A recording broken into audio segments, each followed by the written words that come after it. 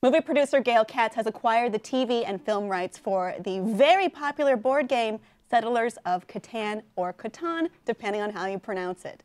Ivan, can you give us a quick run-through as our resident tabletop board gaming expert about how does this game play?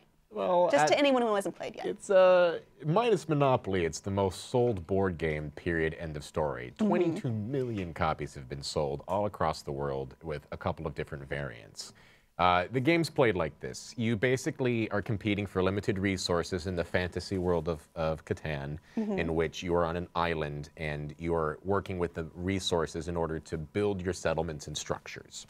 It is a resource management game in which you negotiate with players for resources to build your settlements and your roads. I see.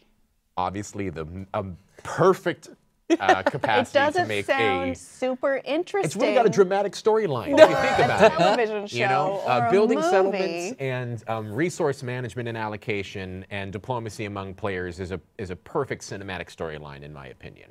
What I like to do when I play Settlers of Catan is I make up the storyline, or my group does, and every time we build a city, we name it after the resources that come from it, like Bricky Wheaterton or Rockville. And most people don't really even, it is, the mechanics is what entrenches them. And one of the things that kind of surprised me about this story is she's like, the world is so rich. What? And people love Maybe she means it in the way that it's a blank slate, almost. And here's what I'm getting at, is that the popularity of the game is because the game is popular. The game doesn't sell 22 million copies based off of the fluff, as we like to call it, the lore of the story. It's sold that many copies because it's fun to play with your friends. So sadly, I'm putting this in the category of all the other Hasbro Battleship. Yes, stuff that has come out with the understanding that yes, it's a popular game, but it's not necessarily something that you build a story on. Well, speaking of Battleship, that was turned into a movie.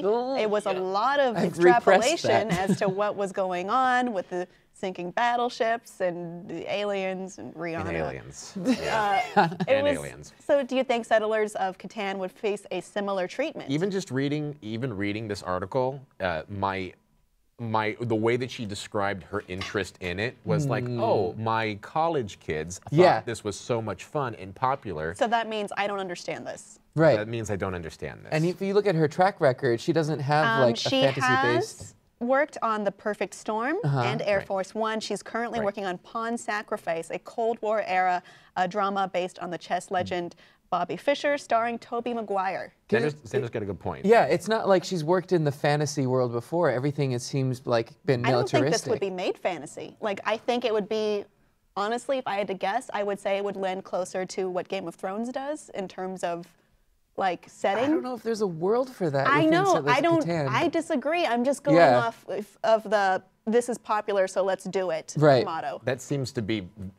Sadly to me, it seems the rights for this acquisition are based on this is a popular game, and there must be money behind it. So I don't think there's any creative inspiration around this acquisition. So. To play devil's advocate, though, I'm all for giving filmmakers a chance. Like, give them a chance. You could be pleasantly surprised. You can, you know, I was upset when Final Fantasy or Square Enix and Disney combined. I was like, this is going to ruin it. But it was good. But it was great. The first time. Right, yeah. So I always say, like, give them a chance, see what they do with it, and then ridicule the crap out of them. Right. I think that's fair. Because, I mean, a good director can do a lot. Yeah. You know, and right now, just because this is a producer, and producers are nominally more implementers than creatives. They just have to find the pieces to put together. So if a great director who has a good vision can attach something amazing to this and make a Game of Thrones-ish kind of That was my conjecture. I don't know. Except there probably won't be dragons or sex position. There will be a lot of wheat, though, which is what we were all watching for.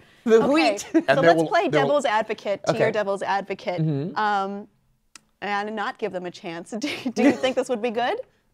Probably not. No. No? All right, the consensus here is no, and I'm also going to lean towards no, more towards maybe.